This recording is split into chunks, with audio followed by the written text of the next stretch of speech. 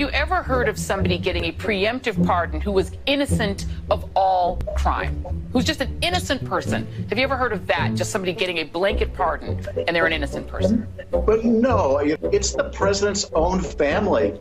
It's people that have been covering up for the president in addition to his own family. Is there an innocent explanation for someone to seek preemptive pardons for family members? Would you do that if you knew you were innocent and just worried about outside forces?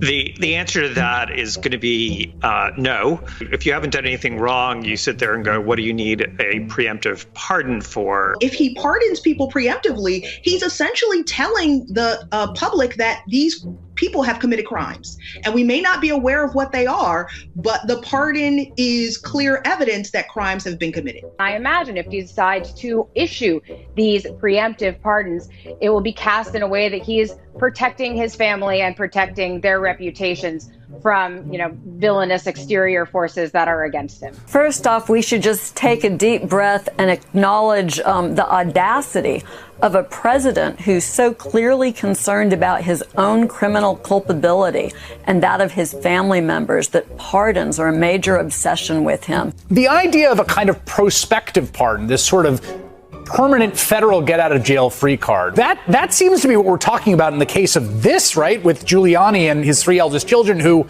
as far as we know, have not been convicted of a crime.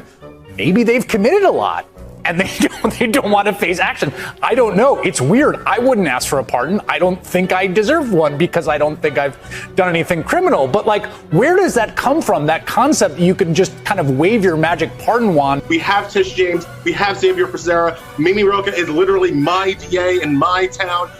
There will be opportunities to prosecute these people regardless if they abuse the pardon power as they are thinking.